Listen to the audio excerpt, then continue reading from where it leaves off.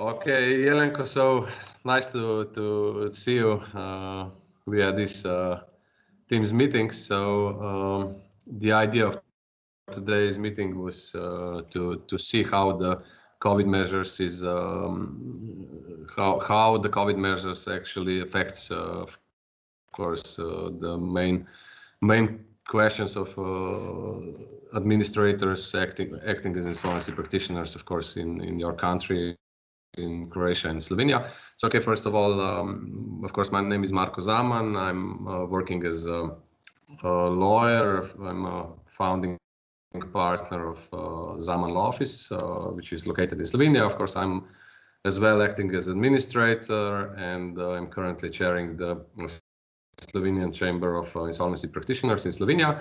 And I'm, of course, country coordinator for INSOL Europe for Slovenia. So, Jelenko, please, short introduction from your side. Thank you, Marko. Hi, my name is Jelenko Lehki, and I'm an attorney at law in Zagreb, in Croatia. I'm also working as insolvency practitioner in Croatia. The formal name is trustees in bankruptcy.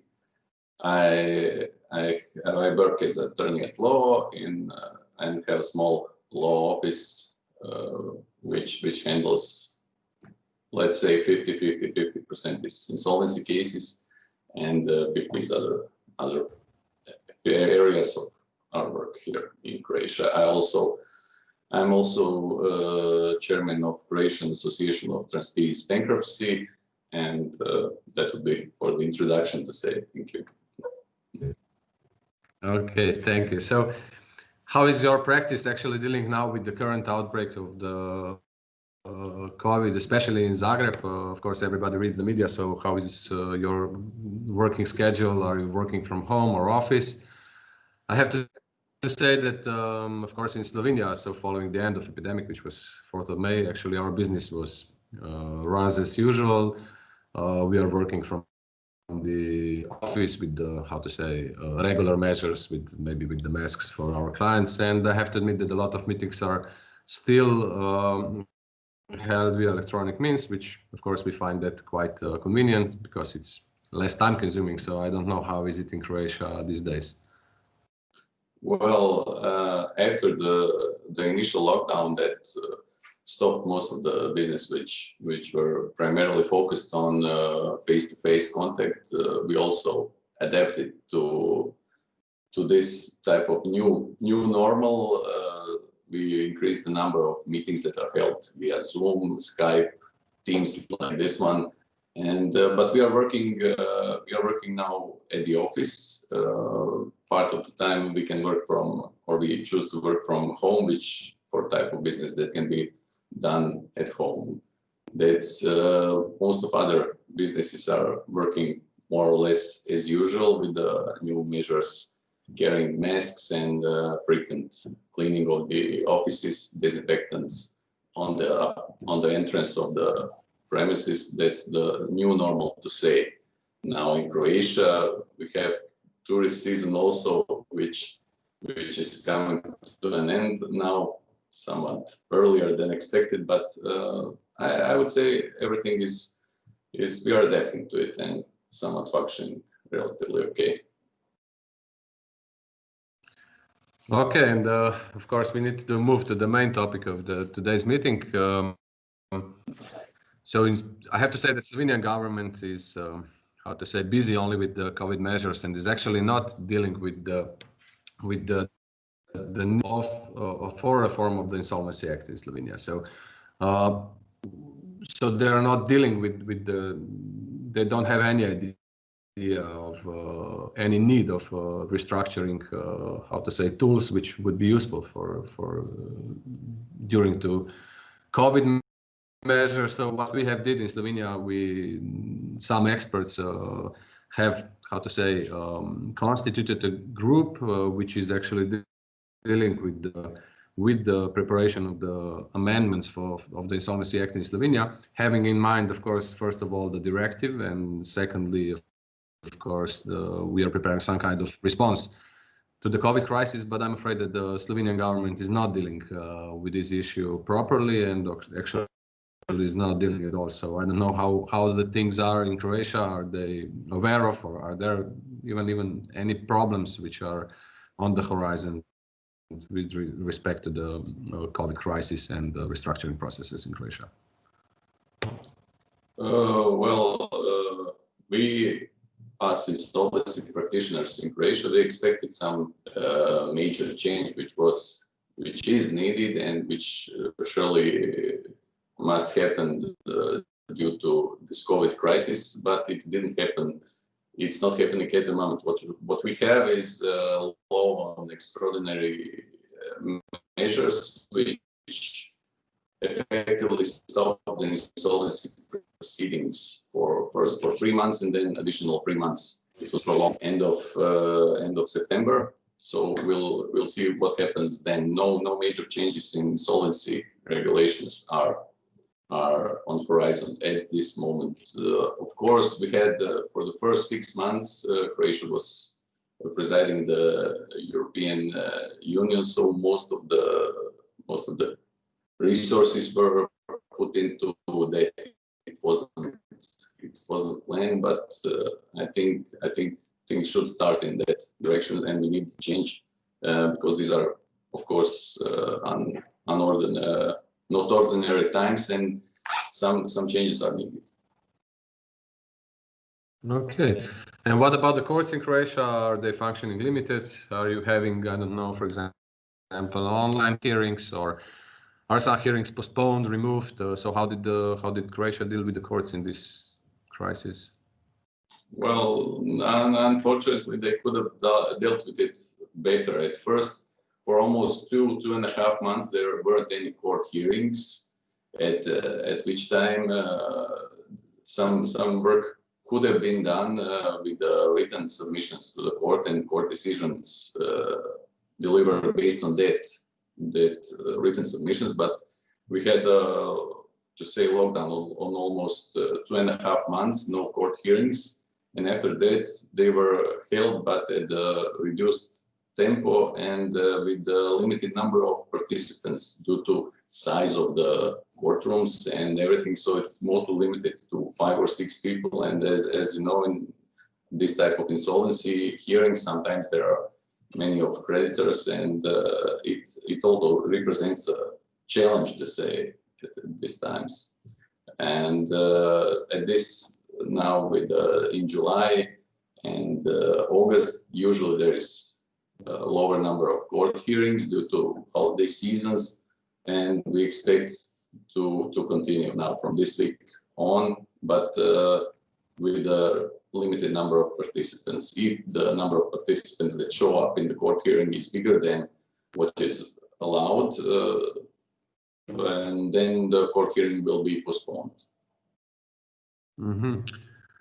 Because, for example, in Slovenia, of course, we also had a total lockdown of the courts, 2.5 months approximately, and now the courts are also running regularly. But we had an idea to start an online hearings, which was actually older than COVID crisis, but now is, I think, driven by the COVID. But I have to admit that I'm quite surprised that there are we don't see when this idea will come to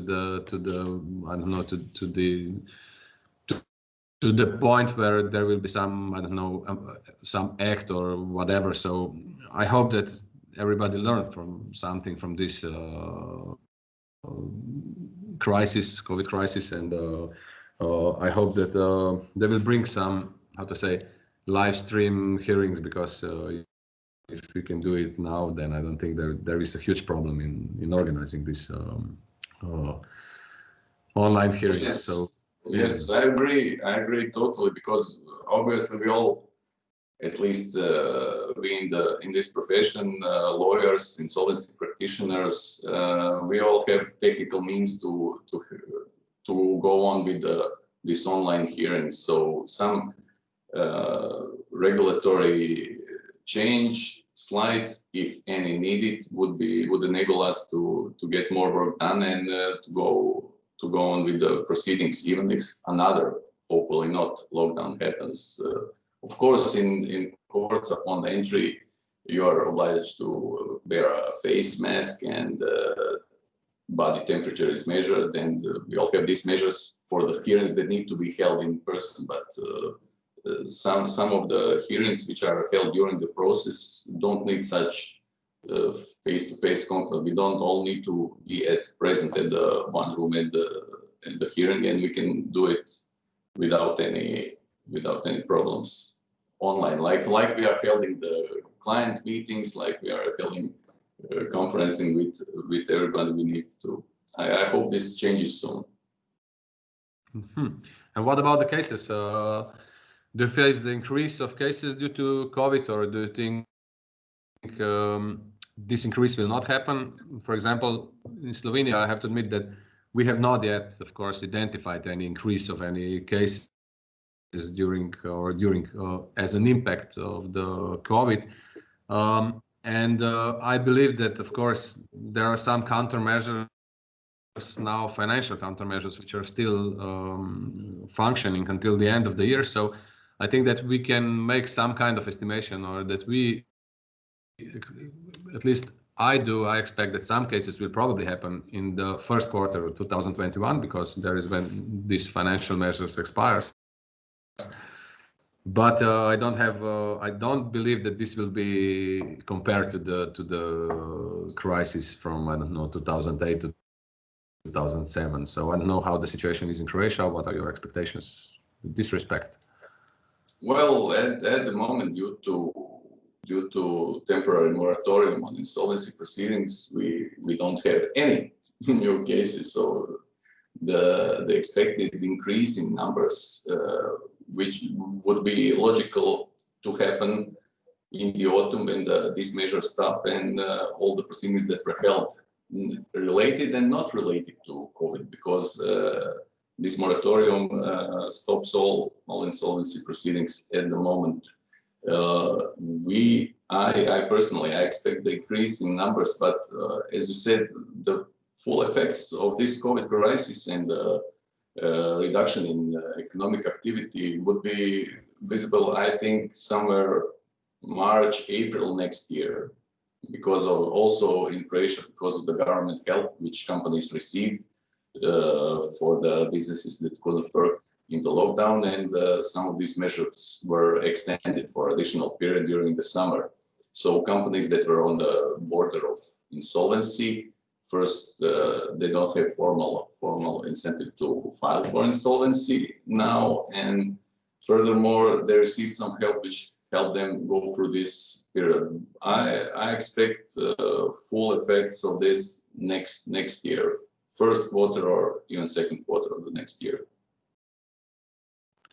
Okay, so now I'm interested in, I think everybody's interested in our personal view of insolvency legislation, so of course in Croatia and Slovenia. So the question is, does it provide, how to say, sufficient tools to deal with the COVID crisis? And will that have any impact on the number of the potential restructuring cases? And of course, what about the directive on restructuring, on preventive restructuring, which will also need to be implemented, I think, until the end of May 2021. So what is actually the situation in this respect in Croatia? That's my question. And maybe to make a short brief of the Slovenia, I think that, as we already said, I already mentioned that earlier, I think that we need to change the legislation, and I think that COVID crisis, of course, will be probably one of our major arguments for the change. But I don't think that this change is actually or should be COVID driven, because I think that there is a lot of I think that we will need to address micro and small companies, and of course adapt certain simplifications of the procedure in Slovenia, because if it's not, so if the process is too complicated, then what we see is that, of course, micro and small entities are not entering into the process, and as well, if the process is if the process or the price to start the process is too high from the, of course, from the monetary perspective and from the perspective, or looking from the perspective of the owners of the company, where they lose their interest to start such procedure because they are cramped down and they lose the position in the company. So they're not the shareholders anymore. So I don't know what's the case in Croatia, or do you think there are some changes needed with this respect, or you think that you're sufficiently, or you're okay with the directive and the COVID crisis? Does both things are covered with this insolvency legislation? In respect to pre-insolvency proceedings, we have, I would say they are not popular in Croatia. The relative numbers are go in favor of insolvency proceedings, and most of these are started by FINA. That's short for financial agency. That's government body which starts the insolvency proceedings after 120 days of insolvency, of companies being unable to pay due invoices, due obligations. The unpopularity, to say, of pre-insolvency proceedings comes mostly, I would say, from our, to say, company culture, and especially in the micro and the small businesses, in which it's they are all waiting. Entrepreneurs are all waiting for some major break, and that will solve every one of their problems, which, as we know, usually don't happen by itself. So pre-insolvency, in my opinion, is a good tool. It's a good tool, but we need the change in our legislation to make it even more effective. We don't have, Croatia, our government, as you know, most of our viewers probably don't. We have elections. We had elections a few months ago, and so these type of changes in legislations usually are not done in these times. But I hope the implementing of directive will come on their schedule soon. I hope even this year, and so it can make pre-insolvency the first choice for the companies, for management, to go into these proceedings if they see troubles ahead, and to start to solve things before actual insolvency happens, because I think more effects can be achieved in this type of proceedings. Okay, and now for a conclusion, to say, I don't know, what do you think how do you maybe comment, because when I was thinking about how to end this meeting, I was really under the impression that in Slovenia, during this COVID crisis, the experts were not actually, they didn't hear us. So whenever we formed a group of people who would like to, what we noticed at the beginning of the COVID crisis is that we needed some tools in order to prevent bankruptcy proceedings, because of course what happened was a liquidity issue, which was, how to say, there were certain measures of the government which was taken with this, which were taken in this respect, but of course not all of them. So what we asked the government, what we tried to do is to make some changes to maybe not to prevent too many cases to happen, and the government did not listen to us at all.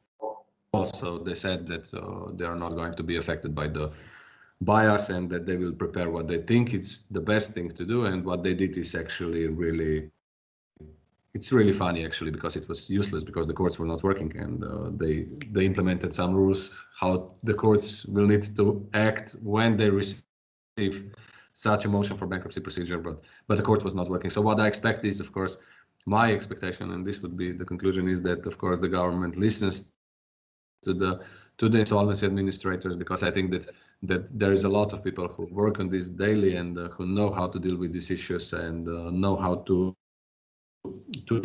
on the next crisis. So I hope the next crisis doesn't happen again, because if it does, then I think that there could be a lot of issues even with the bankruptcy procedures.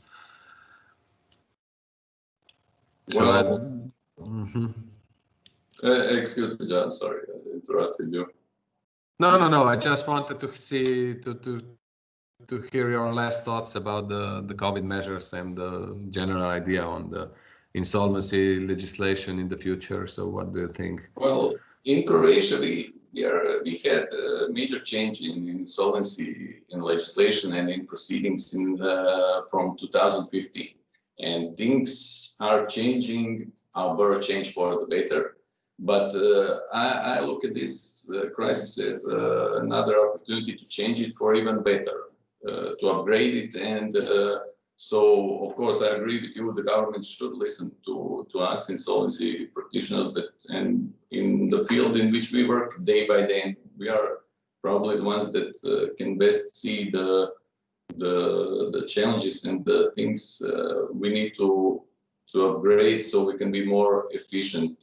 Insolvency proceedings are related to all of the economy, and it's the field which happens which should get priority in the times of crisis, as we are in one. But the full effects of it, I think, will happen a few months in the future, and we need to be prepared for that. And some changes in the legislation, which would enable quicker proceedings and more transparent proceedings, would be beneficial to all of the economy. Okay, so thank you, Jelenko, for a great conversation, and thanks, of course, everybody for their attention. So in case you have any other questions, of course, do not hesitate to ask us directly. And thank you again. Thank you.